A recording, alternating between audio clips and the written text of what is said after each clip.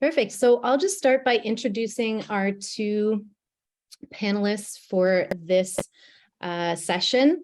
And the title of this session is called A Conversation on Meditative Inquiry. And we have Dr. Ashwani Kumar and Dr. William Pinar, who I'm sure many of you know already. So I'll just start with introducing Dr. Ashwani Kumar, who is an associate professor at Mount St. Vincent. His work focuses on meditative inquiry, teaching, researching, learning, creating, and living. He is the author of Curriculum as Meditative Inquiry and Curriculum in International Context, Understanding Colonial, Ideological, and Neoliberal Influences. He is also the editor of Engaging with Meditative Inquiry in Teaching, Learning, and Research, Realizing Transformative Potentials in Diverse Contexts. And we are joined here today by his amazing work in this field. Dr. William Pinar, who I'm sure many of you know already, is research chair at the University of British Columbia. He has lectured widely across the US, Canada, and internationally. He has received an American Educational Association Outstanding Book Award for What is Curriculum Theory in 2004, and a Lifetime Achievement Award from the American Educational Research Association. Please welcome our distinguished guests, Dr. Pinar and Dr. Kumar. The title of this session again is A Conversation on Meditative Inquiry, and I'll pass it over to you. Thank you so much, Ellie. I would like to really welcome my dear mentor and teacher, Dr. Pinar, to this conversation. Bill was my supervisor during my doctoral studies at UBC from 2007 to 11, and has been a very wonderful, caring, and supportive mentor since then. In fact, I started developing the idea of meditative inquiry more formally and conceptually during my doctoral program, which Bill supported in many ways, including by asking hard questions. So, Bill, thank you so much for taking the time to do this conversation with me, and also for writing such a wonderful and panoramic forward to this collection. And so wonderful to have you here. Thank you. Oh, well, thank you so much, Ashwani. It's very nice to see you. It was my privilege to work with you and to watch your work since. To prompt our conversation, I've composed several questions, and we can veer from them as you wish. So, to start. Ashwani, much struck me about this invaluable collection, but allow me to mention one: dialogue with oneself as well as with others. You write that, quoting, in my life, dialogue has opened the door for learning and understanding, characterizing it as, quote again, creative and spiritual force that has transformed me deeply. Dialogue has taught you, you continue, to, quote, listen and observe, helping you to quote, appreciate silence, become more patient and caring. Dialogue has, you continue, deepen my relationship with students and colleagues. You conclude that dialogue is my way of life, my way of being. Allow me to ask, was that always the case? Were there certain relationships with persons, with ideas, with events that alerted you to the transformational potential of authentic dialogue? Or was this insight an incremental, even imperceptible process? Mm-hmm. That's such a wonderful question, Bill. Dialogue definitely, I would say, is very much part of my being. And as you are asking, it could be, there could be many reasons, but one of the reasons could be the oral culture of India. There is a lot of emphasis on conversations, could range from chit-chat to very deep conversations. So I think that could be one of the sources. The other sources is I remember very distinctly that there was a lot of interest, and I'm sure that's not just specific to me or my friends, but there was a lot of interest in conversation, in dialogue. And I remember a Mm. few particular points of entries, as you mentioned. I had a couple of friends in India, and we kind of began our journey into meditation together. And I remember reading Mm. books on meditation and then talking for hours and hours. And, I have mentioned this in my writing before. When I was growing up, there was a lot of electricity issue in India, power issue in India. So power would go a lot. I remember to have studied for so many of my exams under a lamp or a gas. But that time also allowed for me and my friends just to wander into the streets and constantly asking questions about life. What is life? What is our purpose? What is meditation? What does it do? And the many mundane and so-called spiritual questions, we explored that. So I would say that was one entry point. And the another entry point Mhm. was my teacher, who I have mentioned to you before, K.K. Majumdar, to whom I dedicated my second book along with you, Curriculum in International Context. When I met this person, Dr. Majumdar, it was like a very amazing experience, because this was the person who would come to the class with a very open mind. No outcomes Mm. written on the blackboard to be met, just an open conversation. And I really enjoyed that interaction, and I had one-on-one interaction with this professor for about 10 years. And of course, Uh, when uh, I came uh, upon Krishnamurti, I really loved his conversations with physicist David Bohm, mm, and many other with many other mm, philosophers, and of course you, complicated conversation. So when I met yeah. you, I could see how that unfolds in the context of academia. So I would say these are some of the entry points that have really influenced. So it has been how do I say, organically developed, was present in Mm, perhaps the culture mm, of India, and then have organically and consciously developed and deepened over a period of time. mm. Well, well, thank you. I think you must have been a very remarkable young fellow, along with your friends. When the lights go out, I'm not sure most young boys talk about spiritual questions. Interesting and impressive to hear that. And you kindly cite a number of sources for your interest, and I certainly want to acknowledge mine, which is Paulo Freire and his concept of dialogical encounter. Well, I'd like to ask you about holistic education. What role do you think meditative inquiry can play in the field of holistic education, so definitively defined by John P. Miller? Thank you so much, Bill, for your question. And yes, Paulo Freire has been one of the formative figures for me too.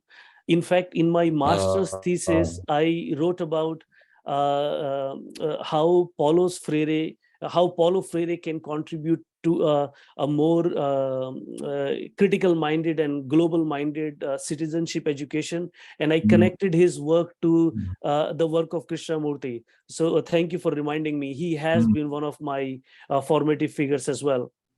As far as the holistic mm, education is concerned, in the one of the keynote panelists was Jack Miller, and mm, he traced his interest in Eastern philosophies and how that helped him develop or conceptualize this field of holistic education. So I would like to mm, I would like to note a few things before I can say what role can meditative inquiry play.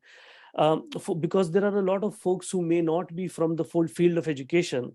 So holistic education is looking at the whole human being. So not only just cognitive development, but the development of their whole being. Often we see that education tends to be pretty instrumentalist, and that it only emphasizes the cognitive efficiency, not even cognitive exploration, but efficiency. So mm, holistic education, a movement grew in 17 and 80s, based on the human potential movement and the humanistic psychology movement, which questioned the mechanistic and data-driven nature of education. And people like Jack Miller, Ron Miller, including Paulo Freire, is considered a central source for the holistic educators, developed this field of holistic education. As far as the more broadly concerned, I would say holistic education precedes the formal holistic education. Indigenous education processes all over the world are very holistic. They're connected to the nature, and they just don't emphasize the cognition. And education is not just an instrumental process of getting a job. Similarly, I would say people like Krishnamurti, Rabindranath Tagore, and many, many more educators have contributed to the development of holistic education. Meditative inquiry, I would say, is something that draws upon the holistic education principles and contributes to it in a reciprocal fashion. I feel that the key role that meditative inquiry can play, and that's for others to assess on their own as well. I feel that in meditative inquiry, what I have drawn upon Krishnamurti's and others' work, there is a lot of emphasis on very deep self-inquiry. So it's not a self-inquiry, a reflection to practice better or to improve your teaching. It's a very deeper exploration of yourself. And the deeper you go, the deeper you see the complexity of the self and its relationship to the social structures. So I would say perhaps that could be the entry point, or that could be one of the role that meditative inquiry could play, is deepening a deeper exploration of the self. Does that respond to some extent? That's quite clarifying. Thank you very much, Ashwani. Well, speaking of self-inquiry, in my foreword, I call Carrere and meditative inquiry conceptual cousins. As you depicted in your groundbreaking 2013 book, Curriculum as Meditative Inquiry, meditative inquiry is traceable to Krishnamurti and James B. MacDonald. The method of Carrere derives from Freud and Sartre, rather different sources, although I would also list MacDonald's work as importantly informing my own. What makes them related, I think, is that each encourages a meditative way of working from within oneself. Do you think cousin was an apt metaphor? How would you describe the relationship between the Carrere and meditative inquiry? Thank you, Bill. That's a wonderful question. Yeah, I definitely think I also pondered upon this when I saw that remark in your forward. And I definitely feel privileged that you would consider meditative inquiry close to your own concept. And I definitely feel that they are conceptual cousins. So for those of you who are new to the idea of Carrere, that's one of Bill's major contribution to the field of curriculum studies, where curriculum, instead of being seen as a noun, is seen as a verb, a more experiential and interactive rather than something static that is imposed on teachers and students. So I would say that was a revolutionary contribution to the field of education, because it's brought in with great force the idea of subjectivity, the significance of human subject, and the significance of studying it. And similarly, meditative inquiry is also an area where, or a way of looking at your subjectivity and self in a very deeper way. So because of their focus, because of their purposes, and their roots in a desire to understand oneself at a deeper level in relation to the social structures, I would say definitely that makes them conceptually quite connected and integrated. Well, I'm heartened by your reply. Thank you very much, Ashwani. Thank you, Bill. I think of identity as the interface between the subjective and the social. While the two domains are distinguishable, they are, of course, also intertwined. Identity can be an authentic expression of subjectivity and the culture that informs it. But identity can also be imposed by others, as in racial and gendered prejudice.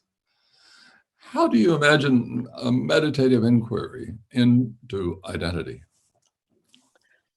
That's such a wonderful question, Bill, because I think the question of identity and subjectivity are very important to me as well and to my work. The way I see it, I think as you described very clearly, identity and subjectivity are interconnected. Identity and they are both manifestations of the self. So I see identity as a more crystallized, socially constructed form of self, while subjectivity is a more fluid and dynamic form of self. And the self is again a very dynamic and fluid entity that manifests itself sometimes at identity and other times at subjectivity. Given meditative inquiries focus on understanding self and its complexities and its structures and the way it is constructed through social conditioning and personal and personal engagement with that conditioning. I think this question of understanding identity and subjectivity is very central to meditative inquiry. And I think there are a number of ways in which it can help us understand that. I think one of the ways is when we pay deeper attention to ourselves, we can see how the self changes its movement or its how should I say, its appearance, its manifestation, when it becomes identity and when it becomes subjectivity.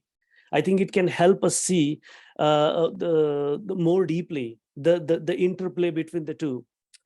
The other point that I think that it can help us see is that identity, while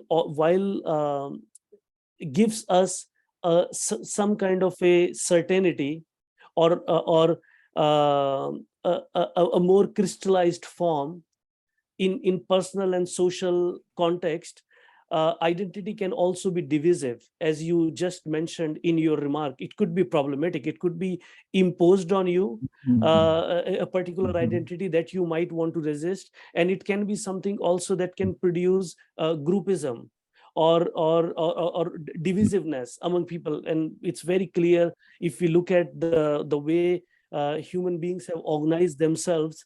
There is a lot of division based on the identity. So it can help us see where the identity becomes division and therefore lead to conflict and problems.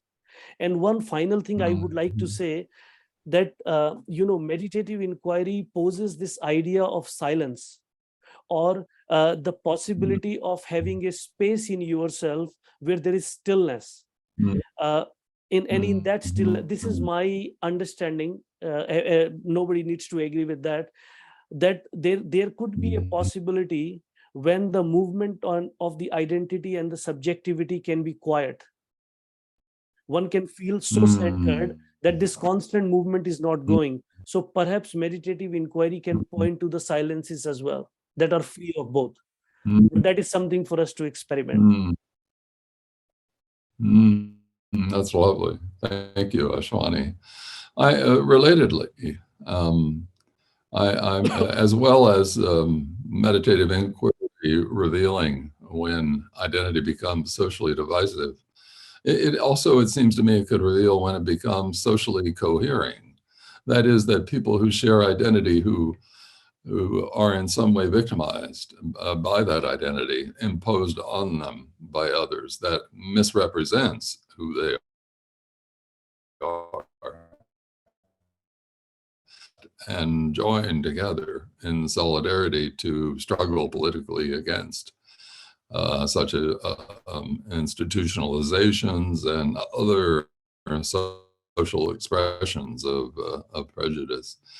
I'm wondering, in those moments of stillness, it's possible to get a glimpse of how one's identity has been formed by others, and not only those who are, politically problematic, but I'm thinking about even our parents who have been so influential, as well as our teachers that you acknowledged. And you think that meditative inquiry can, in some way, dissolve unwelcome elements of our identity, while at the same time affirming elements of our identity that seem in sync with our inner selves and in sync with our aspirations, ethical and spiritual, and so on. I know that's a rather clumsy set of remarks and questions, but you have a comment at all? That's a wonderful question, Bill. First, I would like to acknowledge that definitely, I think solidarity is important. People of the like-minded people to coming together and making a point and critiquing the social justices and the oppressions and the other social problems. So I definitely think that there is definitely that side of identity, that if people identify with a certain goals, life affirmative and transformative goal, then it can really provide a source of cohesion. The only thing that I would like to just say as a cautionary tale, because people, even when people come together to kill other people, when the riots happen between religions, they also think that they are coming together for a noble goal. And that's why I think self critique and self questioning is very important. And I think, can you remind, Bill, what was your other point? What was the next point that you asked? Well, let me just, before I mention that, let me say how much I appreciate that cautionary note. It's so very easy to slip for solidarity, to slip into a kind of mob phenomenon. The other question was, it had to do with. I remember it, Bill. Now I remember it. Oh, all right. Okay. Yeah. So I definitely say that the idea of identity and subjectivity and self, it is not as clear cut as people would have it. The sources that inform it, the forces that inform it, can be so varied and subtle, as well as explicit, that it is not always easy to pin it down. I give you an example. Recently, one of my cousins passed away, and it's been a while that we have been in. Thank you. It's been a while that we have been in touch. Since I moved to Canada, we lost touch a little bit. I would often see him when I go to India, but what his death reminded me, that how formative was he for me in the childhood. He acted as my elder brother, because my older brother was living with one of my aunts, and I grew up in a single parent family. So this person was so sensitive and compassionate that he unknowingly even took it upon himself to protect me, to care for me. And I see that he was also one of my first teachers who would take the trouble to teach me something. And just even my music is inspired by him, because in the childhood I would see him play harmonium, and with the instrument that I play now, and so much of the music that I ended up loving was because I used to hear it with him. And in a very strange and a pleasant way, his father is one of my music teachers. So I think definitely there are so many things and forces and sources that inform our identity and form our identity, and many of them are definitely very formative and very important and positive. But again, as I said, that a cautionary note is very important, that through my meditative inquiry, I'm inquiring into those sources and forces, and not just taking them for granted that they're right. Mhm. What a powerful story, powerful, the power of remembrance. That's what has always struck me, how easily forgotten the people, the persons, and events and ideas that have coalesced in becoming who we are. And it seems to me one of the most striking potentials of meditative inquiry is to lay bare and allow us to acknowledge those who've been so important to us, as you just did. We carry them with us still, and I confess I feel almost every day gratitude for those who've helped me to understand the little bit that I've been able to understand. Can I All just right, make a my brief, next can I make a brief comment to just you said, Bill? of course, I think sure, that's why I think please. No, it's important for the audience to know the significance of your work that you have done. Is talking about autobiographical inquiry, which I feel is central to meditative inquiry as well. That remembering Mm. and being grateful to who has contributed to your life, and it is so connected to the ancient culture as well. If you see Hinduism, if you see indigenous cultures, if you see African cultures, this respect for ancestors who we don't know, who existed thousands of years ago, they are part and parcel of That's you. right. When I make tunes, I was just telling it to Adam yesterday, who was at our home, that when I make a tune, I say it's my composition, but it is mine. That's partial truth. The whole truth is it is also informed by thousands of musicians who poured their souls and intentions into creating that kind of music that is informing me now, and also creating the possibility of add something to it. So absolutely, absolutely. Thank you, Bill. Well, what an important insight, Ashwani. I'm reminded of Carl Jung's concept of collective unconscious. Absolutely. And part of what he meant by that, exactly how we're encoded, perhaps even genetically, with the gifts of our ancestors and their curses, where we get all of them. Yeah. And so working through and politically and socially and economically, the catastrophes our ancestors have bequeathed us is certainly part and parcel of the process of understanding the gifts they've given us and how they seem to disappear. As you point out, we thousands of years of ancestors, and we can't remember them all.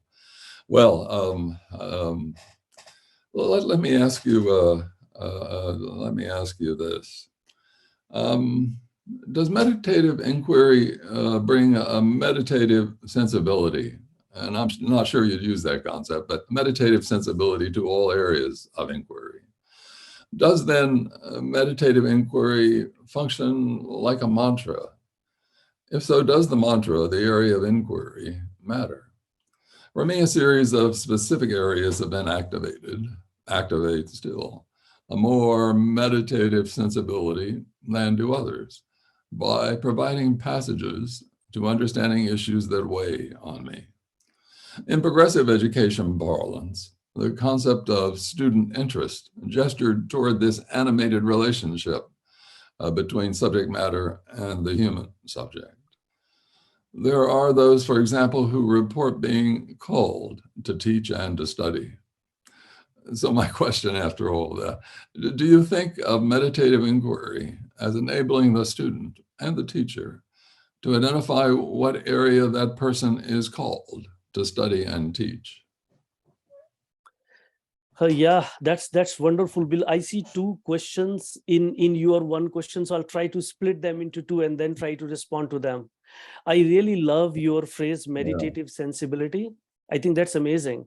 Because as soon as people listen the word meditative inquiry or meditation, they immediately reduce it to a practice or a method rather than a sensibility. So when we invoke the idea of mantra, to me that invokes repetition.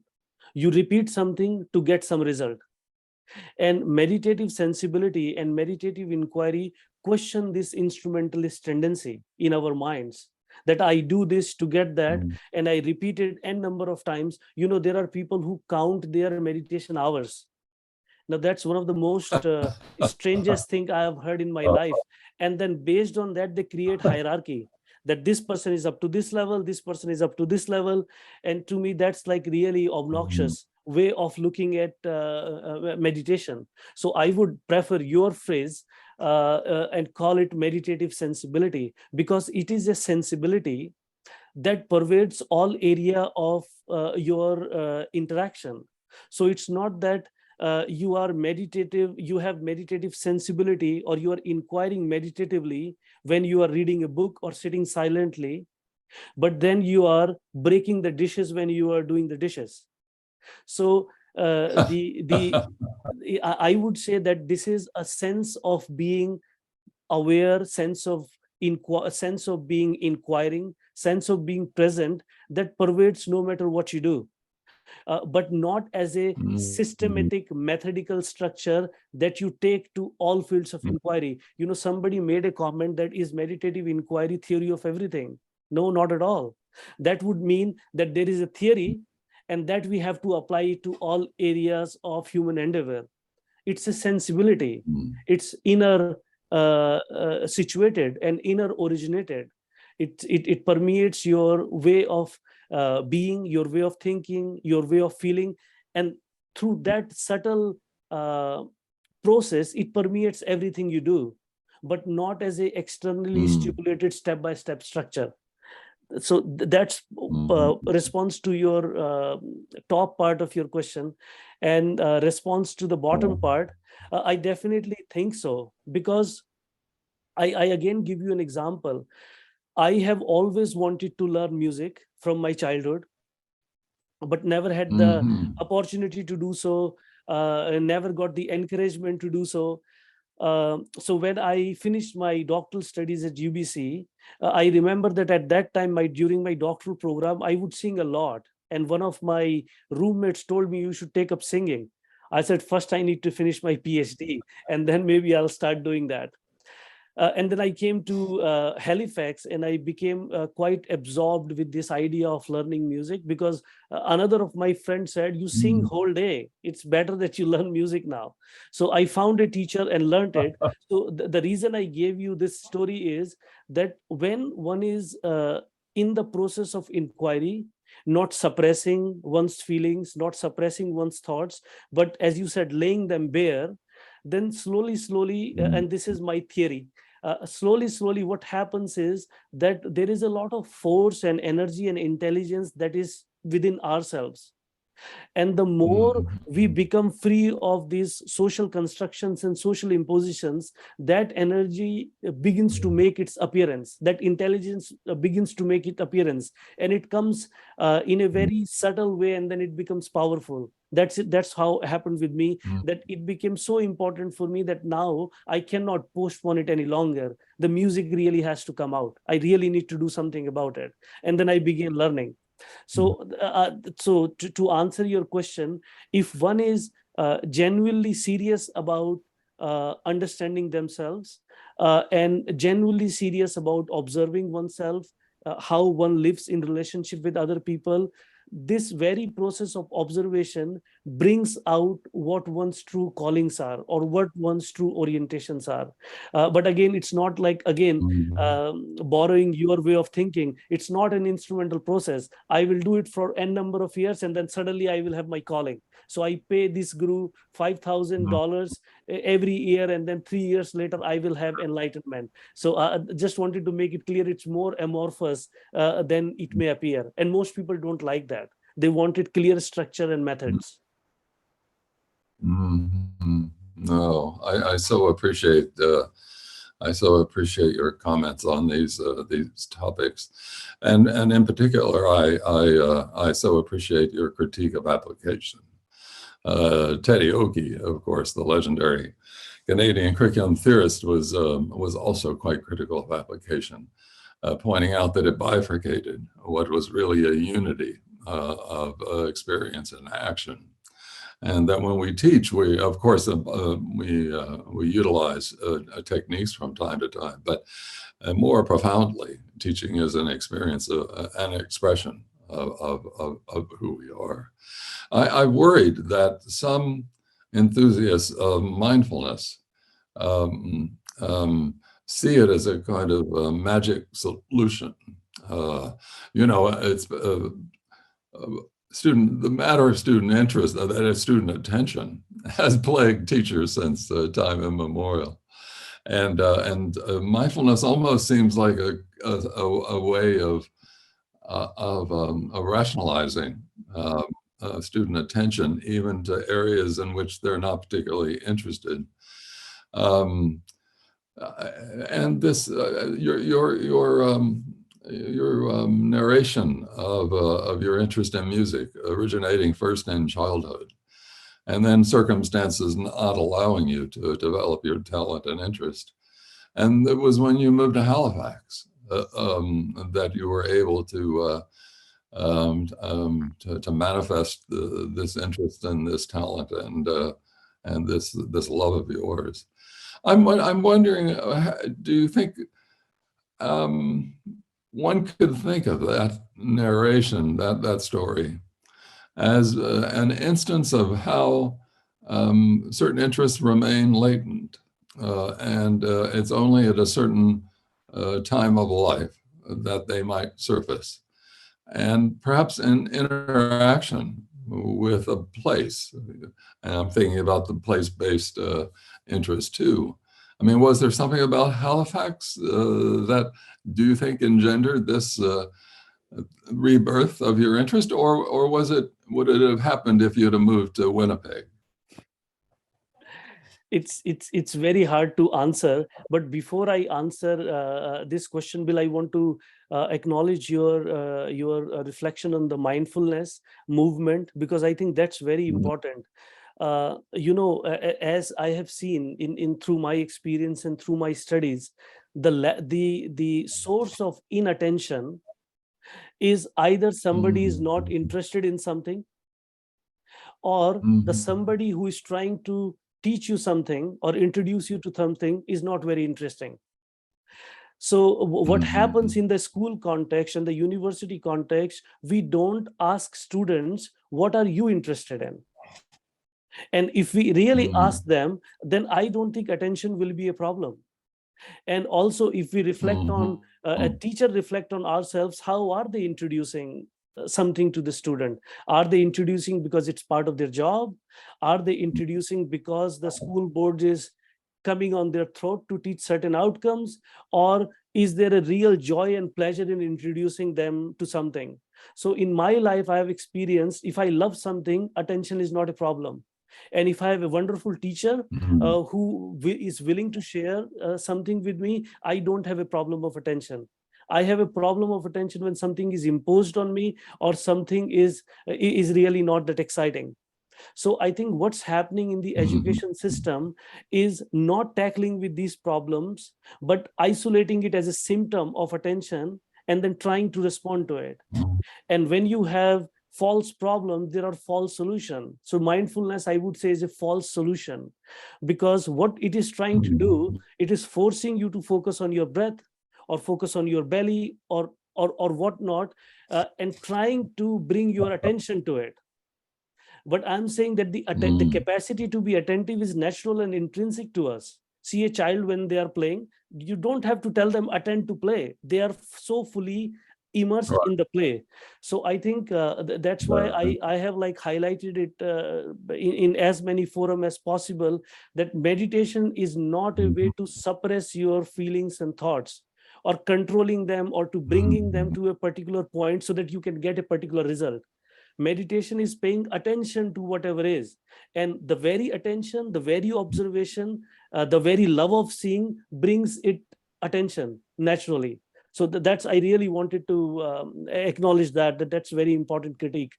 Uh, I would say, Bill, what happened to me in Vancouver. So when I was in India, I had a pretty difficult life in many ways. The traffic is really big. So if you are going to school, it's taking you hours. I was a school teacher. It was taking me hours. So I still had time to inquire and all that. But my life towards the time when I was coming to UBC became quite hectic. And when I landed in Vancouver, UBC, it was so much vast space opened up. And a lot of people get depressed in that space. Maybe I was depressed too because I was away from my family and all that.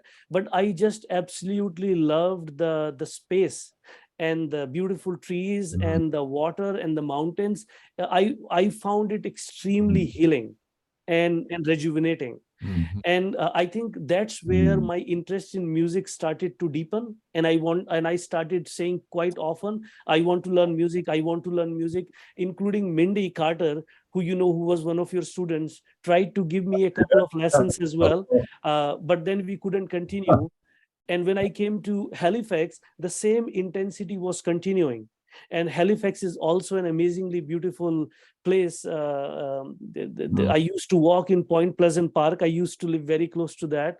And I see so if I can say what could have impacted, it's the beauty of the place. The beauty of the place perhaps helped me bring out the beauty inside me. What a lovely thing to say. What a lovely thing to say. It almost leaves me speechless to hear such a story. Finally, I wanted to ask, what's next for you? It seems to me you've done it all in a way. I mean, you've laid out an exposition of meditative inquiry. You've invited others, and they've participated thoughtfully and joyfully. That's so obvious in the collection. What do you think about a next step on your path? What form it would take? Certainly, it has already started taking shape, Bill. Thanks to my interest in music, I have started studying more seriously Indian classical music as a subject of personal interest, learning more about it, and also studying it historically and spiritually and culturally. That's one thing. And over the years, I have composed a lot of music. And what I'm trying to do now is to record that music. So believe it or not, I'm learning recording technologies, which I don't enjoy in the beginning, but I think I will enjoy.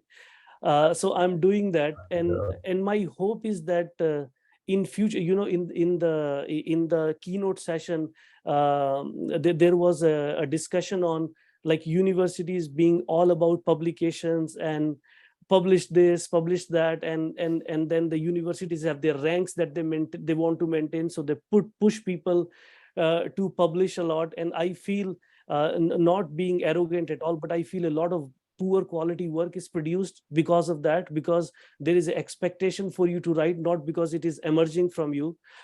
So what I hope to do going forward is to write things in as simple and accessible a language as possible, and share it with wider audiences, and organize events like that, so that there is a more open-hearted exchange and exchange of ideas, which should be the focus of university, not just doing things for instrumental reasons. We criticize instrumentality a lot, but the academicians, but the universities are part of the capitalist system, and we actually are doing whatever happens in capitalism outside, except that we also critique it. So I hope if we can change the culture a little bit, that would be really helpful. Thank you.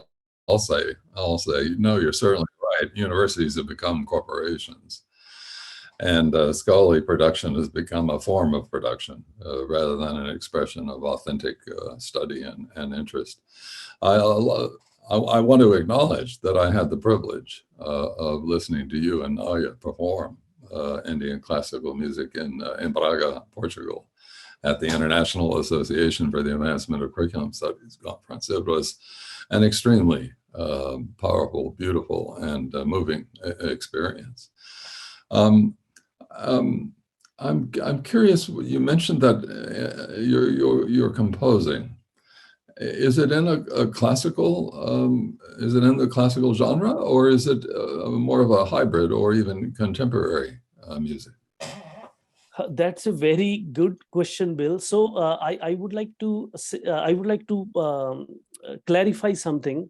So Indian classical music, this is like a Western equivalent of Western classical music, but there is no Indian classical music actually. Indian classical music is raga music, and raga is a melodious expression. So I would say most of my music is rooted in the melodious expression of raga. It's definitely connected to the very roots of India, and it's definitely inspired by the musicians who have influenced me a lot, who I have grown up listening to and just love the sound of their voice. So so basically it's and it's an expression of my own feelings and thoughts that come through that music, but it is very much rooted in the raga music of India. That's how I feel. Indian trained musician may say no, that is not true, but that's how I feel.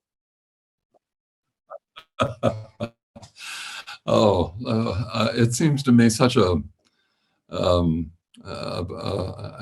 searing acknowledgement of your earlier reflection that the ancestors come through you, and that being called in this sense is hearing the voices of others and expressing it through the medium of ourselves and of our, in your case, your musical capability, but I would also say intellectually and in terms of scholarship, it in some ways is parallel to music composition in the sense that that we're attempting to hear what's audible within ourselves and in what we read and think about and experience in everyday life. How that can be expressed in a way, as you're attempting in your next phase, to write in a more in an accessible a medium that might be available to a wider audience as well as to students and scholars. I'm thinking of that concept of allegory, that in a sense of the allegorical significance of your turn, your musical turn, is to acknowledge the power of the past and how we're not just in the grip of it, as we often lament when we're thinking about our economic or political troubles, but we're also given birth by it. That is, we come from the body of the past and owe our present experience to it. Well, thank you so much, Ashwani, for all your commentary. So insightful and so interesting, and I learn a lot from you. Wow, thank you. That's very, very kind of you, Bill. I definitely say that as you're saying that the past informs us, and it gives birth to something new, and I think that's the beauty of ourselves. And I would say even the nature and existence. The past is there, but the infinite future is there too, and there is always a space for the birth of something new and beautiful. So thank you so much again, Bill, for taking the time to ask this question. You know, in India, it's from an Indian context, it's such a great privilege that if your teacher sits with you and helps you explore some of your ideas, it's a tremendous privilege that you were able to come to this session and we could do this. Thank you so much. It's It's my privilege and pleasure too. And may I say that in my world, a student being willing to sit with his former professor is also a great honor. And I thank you for that. Thank you. Thank you so much, man. Thank you. Okay, goodbye, everyone. Thank you. Thank you. Okay, well, at this point, we can maybe take a quick break, and the next session begins at 2:10 with the journal's editor panel, Meditative Inquiry and Holistic and Alternative Education Theories and Practices. Thank you so much, Ellie. And I think you or Bonnie will post the slide, right, for the next one? Absolutely. Yeah. Thank you.